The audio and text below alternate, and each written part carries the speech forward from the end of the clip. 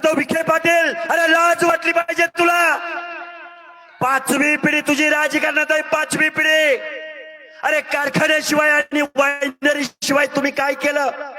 माझ्या अहिल्यानगर जिल्ह्यामधला माझा माळी समाज, धनगर समाज, वंजारी समाज पिढ्यान पिढ्या माझ्या गोपीनाथराव मुंडेंनी सांगितलं, हा महाराष्ट्र आपल्याला चालवायचा आहे, हा महाराष्ट्र आपला आहे. मुख्यमंत्री महोदय, हा महाराष्ट्र यांच्या बापाचा नाही, हा महाराष्ट्र गावगाड्यातल्या 18 पगड जातीचा आहे. छत्रपती शिवरायांच्या रयतेचा महाराष्ट्र आहे. तुम्ही एका जातीचे मुख्यमंत्री आहात. तुम्ही झुंडशाहीला घाबरला. मग गावगाड्यातलं एकच घर कुंभारच आहे, एकच घर माझ्या पारधी समाजाचं आहे. अरे त्याला तुम्ही गावगाड्यामध्ये 8 दिवसाच्या पलीकडे त्याचं पाल राहू देत नाही. आजपर्यंत माझ्या भटक्या विमुक्त जाती जमातीच्या लोकांना नाथपंथी डवरी गोसावीला 8 दिवसाच्या पुढे पाल करून राहायचा या महाराष्ट्रातल्या गावामध्ये अधिकार नाही.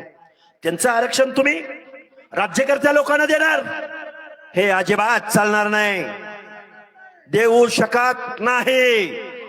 म्हणून माझी तुम्हाला हात जोडून कळकळीची विनंती आहे. घात केलाय